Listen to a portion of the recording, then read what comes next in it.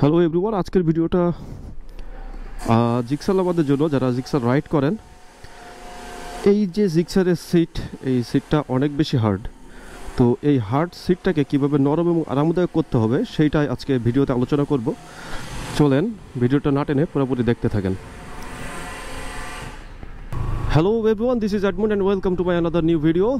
আর আজকের ভিডিওতে থাকছে সেই সব জিক্সার লাভারদের জন্য যারা জিক্সার রাইড করেন এবং যারা জিক্সার কিনবেন ভাবতেছেন, তাদের জন্য একটা আসলে দুঃখের বিষয় বলবো নাকি আসলে সুখের বিষয় বলবো বুঝতেছি না। আসলে এক একজনের কাছে এক একজনের এক এক ধরনের পছন্দ।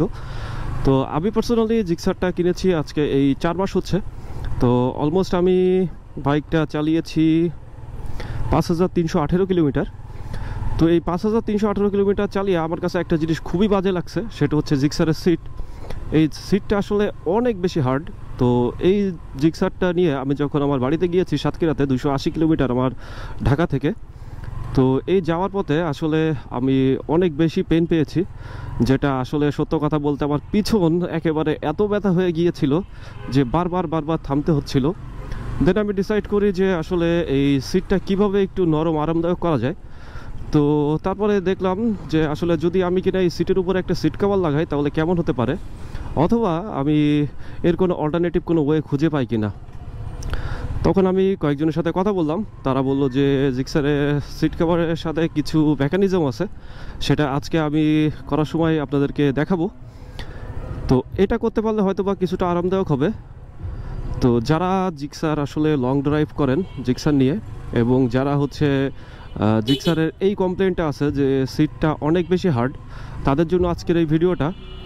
আর এটা আমার আসলে এমার্জেন্সি করতেছি, বিকজ আমি 30 তারিখে বান্দরবন যাচ্ছি ইনশাল্লাহ।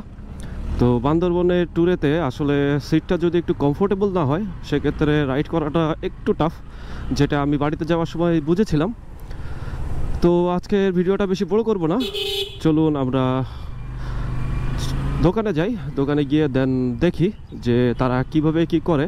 তো বাকি ভিডিওটা আপনারা পুরোপুরি দেখেন, তাহলে হয়তো বা যারা জিক্সার লাভার রয়েছেন তাদের জন্য এটা হতে পারে একটা ভালো একটা ইনস্ট্রাকশন বা ওয়ে।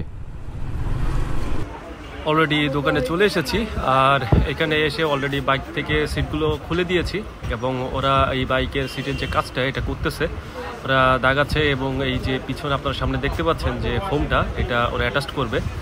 তো দেখা যাক এরপরে কি হয়।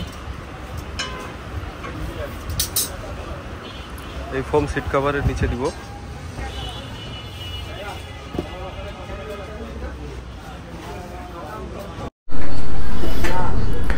বাইকের সিট বাঁধানো শেষ, দেখতেই পাচ্ছেন একটু উঁচা দেখাচ্ছে, হয়তোবা এটা 2-1 দিনের ভিতরে ক্লিয়ার হয়ে যাবে। এখন রাইড করে দেন দেখি যে আসলে কমফোর্ট কতটুকু হলো। বিসমিল্লাহ।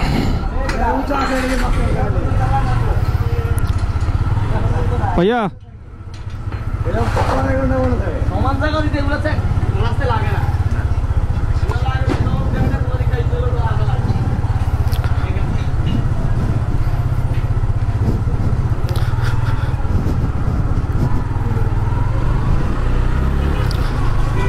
মোটামুটি ভালোই কমফোর্ট মনে হচ্ছে। আর নিচে মূলত 1 ইঞ্চির যে ফোমটা এটা দিয়েছি।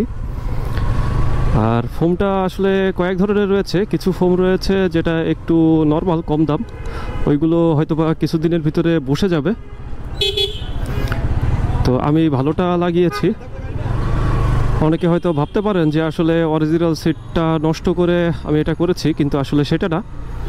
আমি অরিজিনাল যেটা ছিল সেটার উপরে যে সিট কভারটা লাগিয়েছি আর্টিফিশিয়াল, ওইটার নিচেই আর কি এই ফোমটা সেট করেছি, যেন আমার অরিজিনাল সিট কভারে কোনো প্রবলেম না হয়।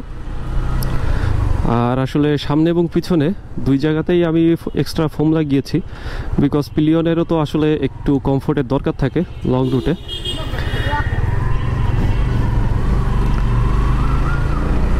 তো এই ছিল আজকের ভিডিও। ও হ্যাঁ, আরেকটা কথা হচ্ছে, এই জিনিসটা আমি করেছি উত্তরা বিডিআর মার্কেট থেকে। বিডিআর মার্কেটে একটা দোকান রয়েছে, সেখানে কিছু ছেলেরা আসলে সিট কভার অনেক দিন ধরেই করে দেখি, তো ওদের সাথেই কথা বলে গিয়েছিলাম, তাই ওদের থেকেই করা।